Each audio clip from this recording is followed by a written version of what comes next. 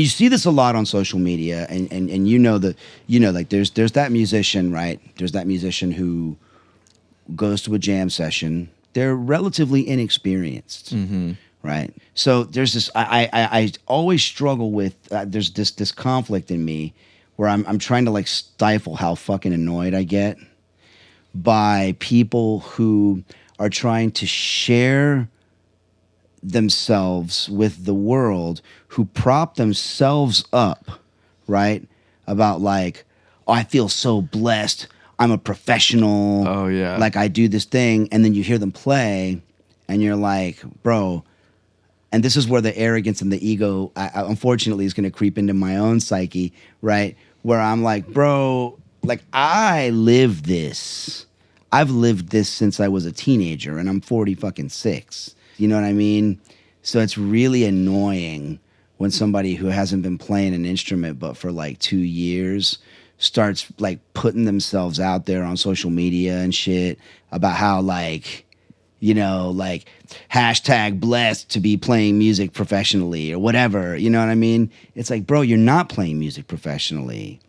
And I don't want to judge them for mediocrity. I try to be very careful about throwing mediocrity at somebody, like applying that sort of label to another person, because it's not nice. Right. It's not nice to do that. But an unpopular opinion, I guess, would be like, yeah, dude, do you and express yourself for sure. But it's kind of like taking something out of the oven too early. Yeah. You really want to eat something uncooked? Yeah. Oftentimes it's not healthy to do so. That's so true, man. Like, dude, fucking like practice your ass off.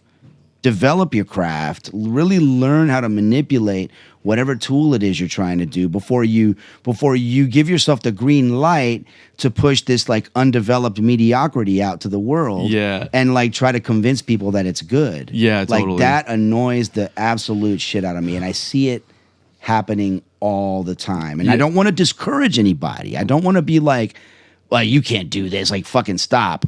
I'm not trying to say that. But like, I practiced a lot before I ever went to my first jam session. Yeah. You know what I mean? Yeah, man. Well, it does a few things, right? One of the things that it does is that, first off, it kind of devalues what it is that we do, right? Because we've all spent years doing this. Like, you're shitting on the fact that I lived this. Yeah. And two, like you said, you haven't developed enough to find your own sound yet. So you're putting yourself out there in a way that might tarnish you down the line. If you come out the gate, saying, well, I'm a professional musician, I do X, Y, and Z, and come watch me do this, that, then it's like you're presenting something that's not ready to be presented yet. You only get one time to make that first impression. People remember those things. So it also does a disservice for you as well. Really more on just the devaluing part of it that really gets me also. It's like when people come up to me and they're just like, man, I wish I was talented like you. It's like, talented like me. Dude, I've been practicing and eating shit for years. Right. There's no talent. I mean, yeah. I love that. You're so right. It's like, there's talent and discipline. There's talent and discipline. That's what it is. Like, you have to want it enough, right? It's like you the want drive it. Is the talent. Exactly. But it's not the skill. Yeah. The talent's not the so, skill. Dude, I'm hammering a nail in the wall right now. Okay. Right. Like, I'm terrible with electric tools. Okay. But not because not because I'm a fucking idiot, right? It's just because I just didn't put the work into it. Totally. Right? Like, you could learn how to play an instrument if you just sat down and did the work. Yeah. Right? So I appreciate the compliment. Right. But also don't take away what I've put into this. I put in a lot of work into this shit. You know what I mean? Exactly. And like a pull off of like another spin off of your point is like, I think the playing is the last part of a professional musician. Like, I can tell if someone's professional. I mean, the playing is a given. If they're just going to hang their hat on their playing, it's their attitude, it's how they converse, it's all the other elements. Yeah, it's the hang, there's like all of that. And like, you don't have to tell me if you're a musician professionally for me to pick up on that. And if you're putting your hat out on social media, in person, whatever, on like, check out my licks, I'm doing the thing, that's like the last thing that I'm noticing or worrying about. Like, it's just a given. Like, you have to have that, to cut it. Right. Yeah. It's like, I don't know. Yeah. Yeah. And it's also like those are the same people that will come up to you on your gig that you've never met and be like, hey man, can I sit in? you're just like, no. Yeah. I don't know who you If are. you have That to is an ask. unpopular opinion Yeah. too. And Totally. and we get eviscerated, right? We get eviscerated like we're the assholes, like we're the arrogant assholes because we didn't let Joe Schmo sit in with us. Yeah. It's like, dude, like people lack situational awareness, Yeah. right? God, yeah, we talk about that every week. Yeah, well, dude, we talk about it like when we go to Swanee, right? I'm fortunate enough that my dear friend Billy Gilmore allowed me the first time, allowed me to sit in a bluegrass in a bluegrass circle. I'm holding a saxophone. I'd never checked out bluegrass before, really, but he allowed me to do it, right? And because I lived this, I was able to like listen and through 30 at that time 30 years of experience. I brought that to a new genre that I'd never played. So he took a chance on me and he let me do it. The flip side of that is that when you're at a place like Swanee, you get a lot of like what we like to call like the wandering wooks. Yeah. The wandering like festival wooks, right? Who like own an instrument, whether they probably own a fucking cajon or it's unfortunately in some places like in some cases a fucking saxophone. Yeah. And they just like wander the spirit with this undeveloped middle school tone. Yeah. And they go into these jams, right? They go into these jams and they don't have the situational awareness. I don't care that you have middle school tone or whatever because we're all growing. It's all a relative thing. Like I'm growing too. We're all growing, and I don't want to discourage you from growing. But you need to have enough situational awareness to go like, okay, clearly the people that are playing in the circle right now, if you just listen for a moment, you can totally tell that these people love what they do and they've been doing it for some time. Yeah. It's not an invitation for you to fucking jump in there and like middle school tone the shit with like overly long solos and just playing a bunch of bullshit that makes the people that are listening, all of a sudden they walk away. Yeah. Because now you just bombed a thing that, you know what I mean? Well, it's so it's like a weird thing. I don't want to be an asshole about it. It's yeah, I feel But that. don't be a fucking festival wook, dude. Like, Yeah, don't bomb a session just because you like you're like imagining yourself to be like this thing that you haven't earned the right to be yet. There's especially in the I'll get some flack for this one in the jam band world. Okay, there's a lot of because there is this element of improv and freedom in the music and blah blah blah. A lot of the fans think that it's just fun, loving, and freedom, and it's just jam. It's just jam, man. It's just jam. It's like, dude, Yeah, this is let's just jam, man. it's just like it's just not let's just jam though, right? It's Right. not that. It's like there's there's work that goes into this, and we've all put in the time and the work, and like you haven't yet, and it's not fun for the rest of us when you come up and you contribute your unsolicited, terrible abilities, right? Let's just no, go ahead. No, I was gonna say because it's like we're talking. It's a conversation. You Yeah. wouldn't walk up to someone and go, "Let's talk," and you're like, "About what?" Yeah. and then you small talk, and it's like, but if we're gonna sit down and talk, we're just doing it. You don't have to pitch the idea. Right. It's hilarious. Yeah. and it's like It's you said, hilarious, dude. situationally, they're just like you wouldn't do that to somebody, but like you put an instrument in their hands, all of a sudden, all Yeah. bets are off. Yeah, it just goes to show you how people truly don't respect what we do a lot, right? It's like people say, "Oh, I love that you're so talented, and I really, you guys go through a lot. We really respect it, blah blah." And then those same people are the ones that come and do that. It's like just because you gave me, you paid what I do homage or whatever, Yeah. does not mean that you're now entitled to come sit at the table, right? Right. Like.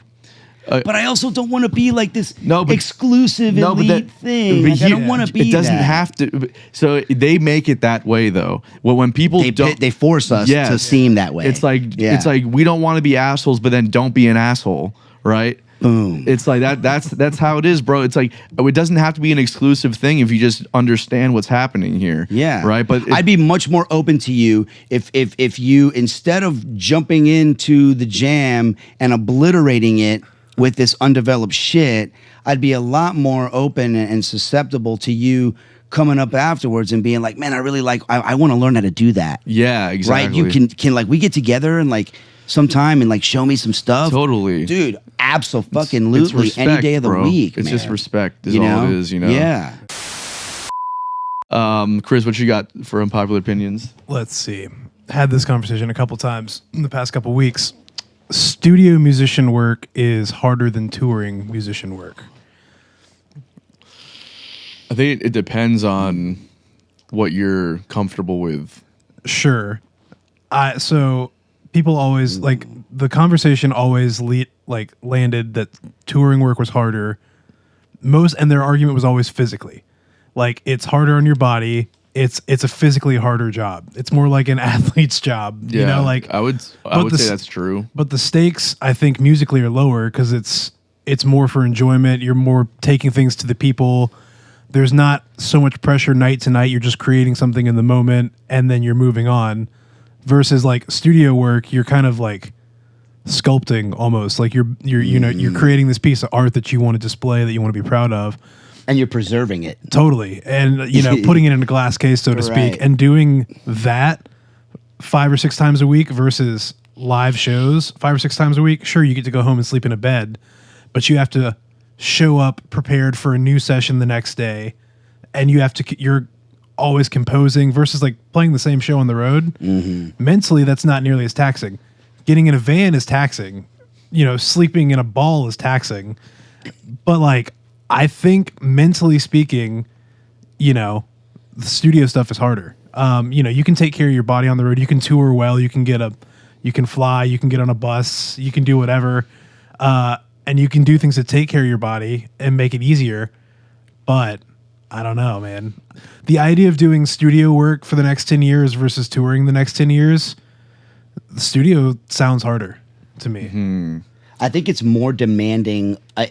You could look at it like studio work is very much more mentally taxing. Sure. By far. Yeah. Right. And touring Yeah. is more physically taxing. And those are just objective. I think that's like objective truth. I mean, dude, if you've been on tour for any longer than like 2 weeks, like it's a real problem. You know what I mean? But a session player will say if you haven't done 2 weeks of sessions 7 days a week, they'll tell you the same thing, I bet. Okay, I mean, yeah, I've done both, and for your music, yeah, but what's the difference? You're still trying to you're still trying to do a performance. But there's something about creating your own thing and like creating your own piece of art versus being a session player on someone else's art, where you are your own thing is not what's important. Yeah, you have to be someone else's thing. Yeah, I think that they're like both like this is a statement that is interesting because there's a lot of context that's required 100%. here because these are not blanketed things, right? So that's the point, right?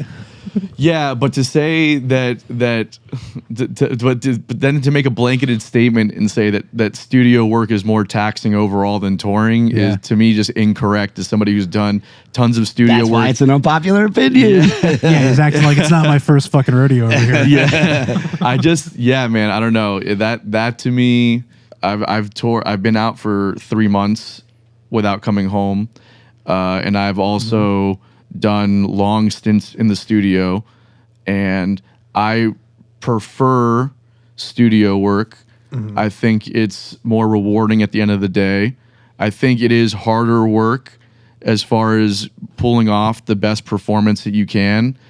That being said, I've never toured at a level, like a pop level, where the stakes are high, where they're like $1 million productions, and you better not fuck this up because like this is job security. Yeah. Your performance is job security. Right. Yeah. So I don't know what that is either.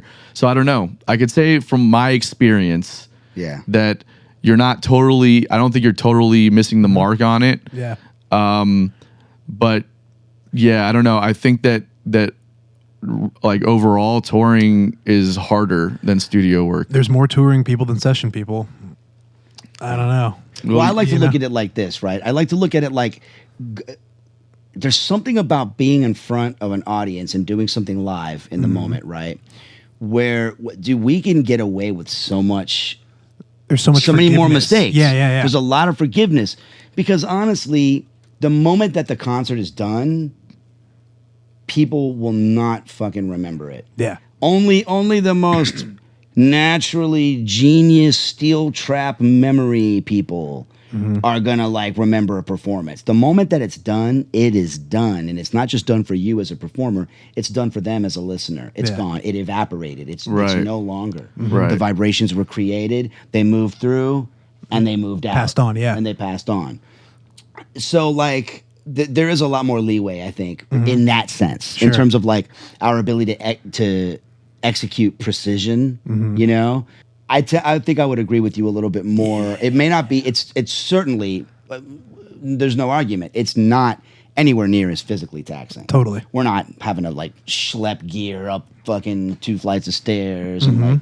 You know what I mean? Like, there's none of that. We're not in a shitty van for 10 hours. Totally. You know what I mean? Like eating McDonald's for 10, living 10 with days McDonald's in a row. yeah. Like a studio, being a studio musician, if that's all you're doing, can operate and often does very much as a regular corporate job. You clock in, you clock out. Right. When you're on the road, it's work 24/7. 24/7. Period. Yeah. And I don't know that even after, a period of time where it is less taxing mentally on the road, I think that it does require a certain kind of person to be out there for a long time. It is like there's certain comforts that you start to miss after a while. I don't care what level you're doing it at, whether you're touring in a van or whether you're getting flown in. When you're traveling constantly, it's just an inconsistent lifestyle. And if you're used to a certain standard, but not having that consistency can be wildly disruptive to your mental health.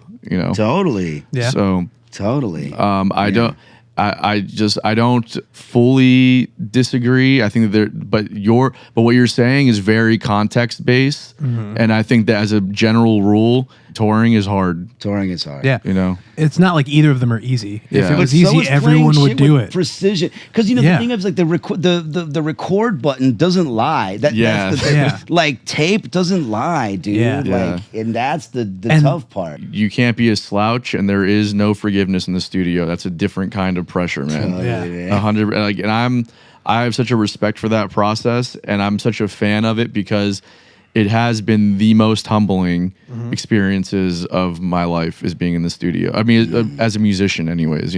Honestly, too, same. man. Yeah. It's and then you think you can go in there and do it. If you've never done it, I don't care how good you are live, dude. I don't give a shit. Totally. I don't care. Yeah. Walk in that room and let that red button come on and see how you perform then. And if you crush it, then then good for you. If you crush it your first time, Right. good for you, but doubtful. I don't care how good you are live. Yeah. Yeah. No, totally. Okay, my unpopular opinion before we wrap up is not music related. So Oh boy. it's nothing crazy. Trump is awesome. Yeah. Wait. No. And that's a wrap. Yeah, that's a wrap you later. No, I don't think that you can say that you read a book if you've only listened to the audiobook. Oh, interesting. Okie dokie. And I'm guilty, and I don't read. Like, I'm not a. You're big, right though. Can we extend it because to? you didn't read it. Yeah, exactly. Can we extend it to like books on Kindle? Because it's not a book. It's a digital tablet. You still didn't- read. You still read, but you didn't read a book. I don't care. You did read the book, dude. You read it. Okey-doke. If you read it, Just like, making sure we're clear, because I don't know what the fuck you're talking about. Yeah. Okay. Well, what I'm talking about is the physical act of reading something versus listening to something. Sure. Right. So when people tell me, and look, I listen to audiobooks. Okay. I don't. Like, I get tired when I read. Maybe it's just I haven't done enough work on reading to make it an enjoyable experience for me. Sure. But I will not read the book. I just won't. I will listen to the audiobook though. So when people tell me that I'm reading this book right now, I'm listening to on Audible, I'm like, dude, you're not reading the fucking book. Dude. It's a different skill set, right? Yeah. I can hear and play music. I don't read music though, okay? That's just a different skill set. Totally. And I think that it's an important distinction to make also because reading is and will be a dying skill, right? I think that people aren't reading books the way that they were, and it is what it is. I'll agree with that. And I think that Well, people are still reading a lot though. Social media. social requires reading. but so much shorter and garbagier. Sure, but you're still they having to are reading. process the symbols. They are reading. I agree, but I also think that we'll probably That's go back unpopular, to some too. kind of form of hieroglyphics with all this emoji communication that we're doing now. Call back to another episode. Totally. Like I love you is going to be just a little red heart. Just a little heart. Yeah, exactly. We'll be like fucking Egyptians again, just communicating with symbols and no like words or It's anything. not the worst thing. No, dude, not at all. They walked like beasts, dude. Yeah. I can't wait. They were really strong. These pyramids are heavy. Yeah. Muscle emoji. So I do think, and also we can see in real time a form of writing that's going away. It's dying, like cursive. Okay, it's bro. When I was in elementary school, I had beautiful. Did you have beautiful cursive? it was never beautiful. I had beautiful cursive. Really? I did. I have atrocious handwriting. I mean, it's offensive how bad my handwriting is. and admittedly so, I can't write cursive anymore. Yeah. It's just, you don't have to do it. And as soon as I got out of elementary school or maybe middle school, I never had to use it again. Right. So It's a muscle that atrophies. Literally atrophies. Because Yeah. your hands, it's motion that you forget how to do. I mean, yeah, totally. Totally. It makes perfect sense. So I think we're already seeing certain things like that going away. And even now, the only writing that I actually do is just when I'm writing music, like lyrics. Yeah. I'm rarely writing in any other context. It's all typing. Right. So I think that we just start to notice the modes of communicating through reading apparatuses or whatever are going away slowly but surely. And I think that we're noticing it in books too. More people are listening to audiobooks and they're not reading. But I think that's a distinction to make, because if we don't make that distinction, then we start to conflate reading and listening, and then reading will absolutely go away. You really think so? I think so. If we don't make that distinction, if we keep the distinction there, then they're two separate muscles that we continue to work. Because I think it's still taught. Yeah, of course. Yeah. Kids at an elementary level have to learn how to write. Totally, yeah, for sure. But there was like definitely like more of a culture of like the library culture and like the reading and incentivizing reading, especially when you were younger. Like, did you guys have the like the what is it, the book meters you had in like elementary school? You read like 5 or 6 books. 100%. That shit's not going on. Like, well, and then as of course much. that's compounded by unpopular opinion for some. Yeah. That's compounded by the fact that like now we got like fucking Florida government banning books that we grew up on as kids. Yeah, Totally. they're It's supposed to be like come instrumental on. like pieces of knowledge that were all Right. shared across the Right, it's country. all Now part of it's the like sort of literary canon being tossed that's out. being destroyed. Yeah. Totally. Yeah. Yep. So I don't know, man. I think that there's Cue fascism. yeah.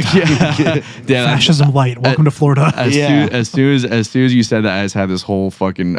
I just went down this rabbit hole of like shit that could go wrong about like the powers not wanting people to read, so you can't consume information that's like older, so that way you're not like like information that really only exists in the modes of reading, right? And then if you don't know how to read, then you can't consume it, and then history is bound to repeat itself. But the powers that be kind of want that because the structure has always been these people existing at the top. I see that fear, but I think there is like a certain level, like if you're seeking out information, because like you can just consume garbage media in your free time, but like whether you read it or listen to it, if you're taking the time to like take something in, sure, like there's a certain skill, but there's also just like a general mindset of like what you do in your free time. Whether you read or listen to an audiobook, you could just not do either of those things and like listen to a podcast, or you could do, something a lot less, intellectual maybe, even if it is just like a novel or something, it's like if you're taking that time in general, there's still like a certain reverence for it, whether you read it or listen to it. You're speaking maybe a little more technically of just like the act of reading. Yeah, well, and also how we process information is differently when we're listening versus reading. But I think right? but there's people are different and like learn different ways. So like, whereas like, my mom and sister are both highly dyslexic and don't read, but they can take an audiobook and they can get so much more of it out of that. Like, so like that initial just like quest to like take information in, like if you're seeking it, that's totally cool. Like, and having both options, I think it's just like again, like what are you willing to do at that time? Yeah. But like, sure, being able to read super important. Like, Dude, you know what's interesting that goes Yeah. hand in hand with what you're talking about? Yeah. I can't watch movies anymore without subtitles. Oh, we just Oh, talked boy, about oh, this in the boy. podcast. really, but you're that way. I'm that way. I think when I'm, and it's okay, I can do it in conversation. I can pay attention. I've tried to be better, but like I said at the beginning, I'm pretty fucking ADD. Sure. And always have been. Like I'm always like somebody's talking to me, and at a certain point, this happened a lot as a kid, which is why I didn't excel academically necessarily. Was because it's like I'd be paying attention. The teacher would start talking, and within 5 minutes, she would sound like the teacher on the fucking Peanuts. Wah, Yep. wah, wah, wah. And I was just not retaining the words, right? And that has kind of stuck with me through my adult life. When I started watching movies with subtitles, for me personally, it like draws me into the narrative way better than if I was just Interesting. listening to it. Yeah. Like 'Cause you're I'll engaged. forget what they're saying, or I won't catch it. But if I can read it in conjunction with them saying it, it's almost like I remember it better and I comprehend it better. Yeah, you're that's taking, for me. Yeah. You're taking it in. It's not an issue of not being able to hear it. Right. I love reading it. Yeah, yeah. You know? It's like you have like you're taking the information in two different modes. Like you're hearing and reading. And reading for you're probably more of a visual person Totally. or learner. So like for you can see the information and process it much easier that way. My girlfriend's the same way. I hate subtitles when I'm watching something. I think especially if you're watching a comedy or a mystery movie. It gives It away spoils everything. it. Yeah, It spoils it. Yeah. It drives me crazy. And as somebody who I can understand the wandering of the mind Yeah. when you don't have the reading there to kind of keep you grounded or watching or anchored in the moment.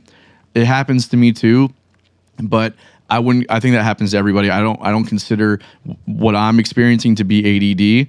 Now I can sympathize if you do have ADD and why having that extra thing might help you out. Sure. But man, as somebody who doesn't have it and I'm sitting there watching it with the movie on, It's annoying as fuck. it drives me fucking crazy. I get it, dude. And especially and my one non-negotiable on this is if we're watching a stand-up special, no fucking subtitles, dude. Yeah. You fucking deal with it. Okay, because I will not have the punchlines of my favorite fucking comedians ruined by your inability to pay attention. Okay, but now we read. But you don't have to look at the subtitles. This you is don't the have thing. to read them. This is the You're same correct. shit. It's like, you know what? Well, you don't have to breathe air, but you Oh, fucking fuck do. off. Yeah, you okay? do. You don't have to drink We water. die if we don't. That's what I'm saying, right? There's consequences to actions. I got Doesn't you. mean that that like you have to or don't have. You don't have to Totally. drink water, but you die if you don't, right?